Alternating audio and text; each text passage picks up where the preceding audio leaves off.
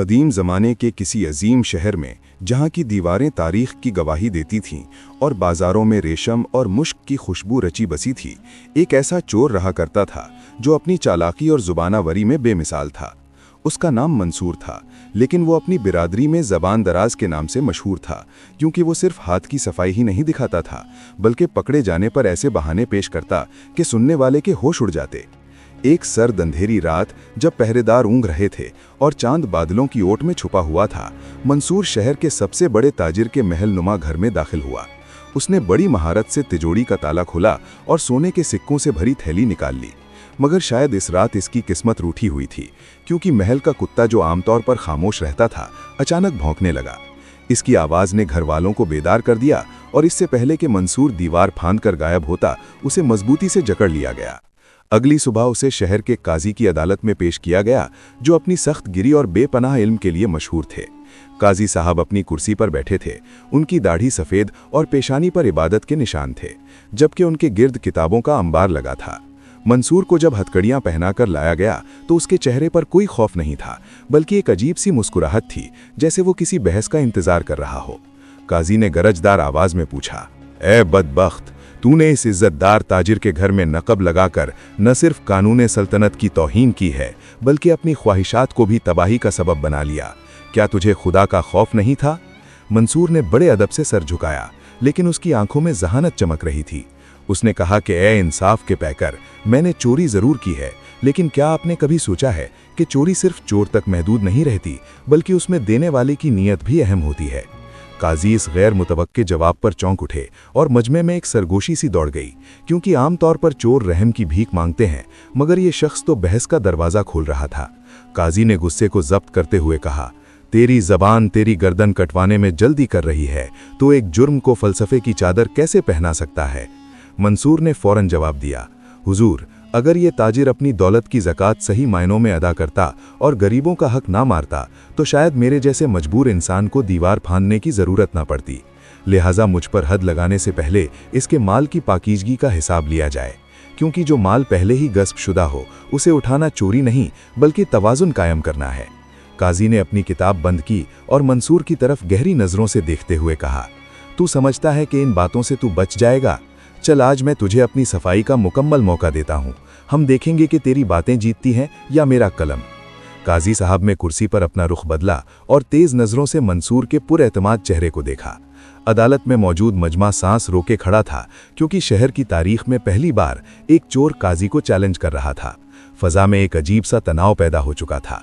मंसूर ने अपनी हथकड़ियों को हल्की सी जुबिश दी और बोलना शुरू किया कि ए दानाए असर, आप जिस कानून की किताब सामने रखे बैठे हैं, इसमें लिखा है कि चोरी माशी तवाज़ुन को बिगाड़ती है।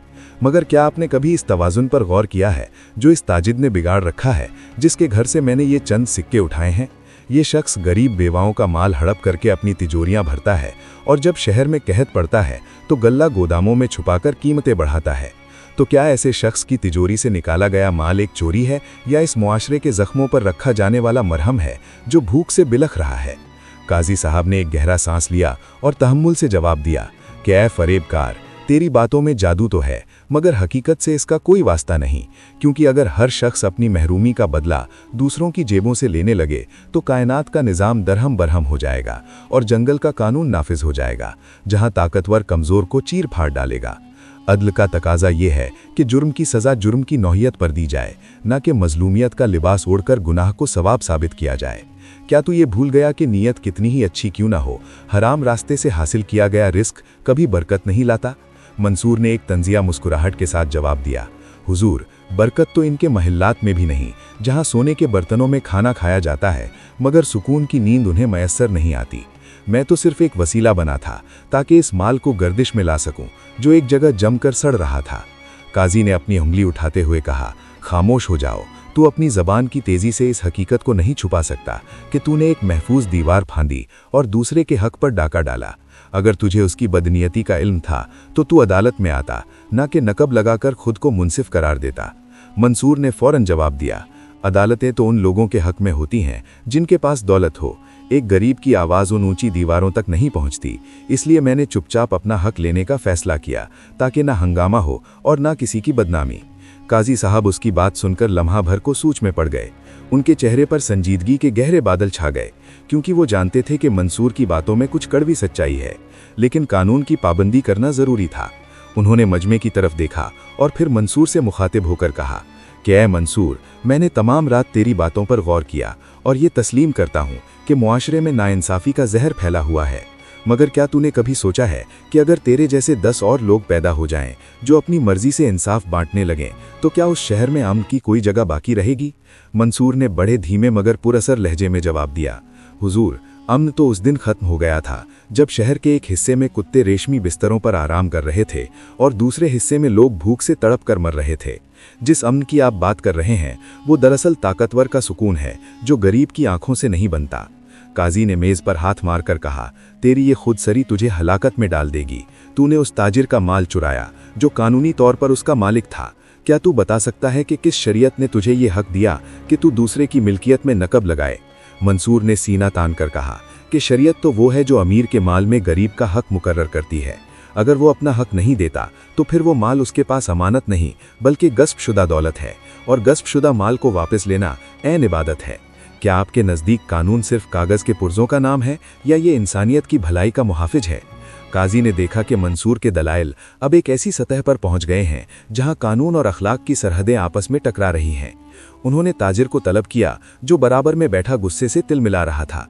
उससे पूछा कि ऐ शख्स, क्या तूने वाकई अपनी ज़कात अदा की थी और क्या तेरे पास इस माल का कोई हिसाब है जो तुमने जमा करने से कमाया है? ताजिर हकलाकर बोला कि हुजूर, ये मेरा ज़ाती मामला है और इस चोर को क्या हक है कि वो मेरी कमाई पर सवाल उठाए। मगर काजी ने उसे खामोश कर दिया और दोबारा मंसूर की तरफ मुड़े। उनके दिल में ख्याल आया कि इस चोर के पास जो समझबूझ है वो बाज़ बड़े उलमा के पास भी नहीं। बहस अब उस मकाम पर पहुंची थी जहां सज़ा देना आसान था लेकिन हक को मानना मुश्किल था। काजी ने मजमे से कहा, आज मैं सिर्फ इस चोर का फैसला नहीं करूंगा बल्कि इस मुआशरे की अखलाकी कमजोरी का भी फैसला होगा, क्योंकि अगर कोई चोरी पर मजबूर हुआ है तो उसमें हुक्मरान और अमीर लोगों का भी हिस्सा है जिन्होंने उसे इस मकाम तक पहुंचाया। मंसूर की आंखों में पहली बार नमी आई क्योंकि उसे एहसास हुआ कि उसकी आवाज़ बेअसर नहीं रही, लेकिन अभी हतमी फैसला बाकी था जो उसकी जिंदगी और मौत के दरमियान था। काजी ने कलम उठाया और एक लंबी तहरीर लिखी जिसके हर लफ्ज़ से इंसाफ की खुशबू आ रही थी, लेकिन उसे पढ़ने से पहले एक गहरा वक्फा लिया जैसे अपनी रूह के अंदर झांक रहे हों।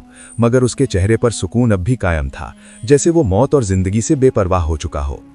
गरजदार मगर नर्म आवाज़ में पढ़ना शुरू किया, ऐ लोगो, आज इस अदालत में 2 लोग मुजरिम हैं। एक वो जिसने दीवार फांद कर माल चुराया और दूसरा वो जिसने अपनी दौलत की ज़्यादती से गरीबों की उम्मीदें ख़त्म कीं।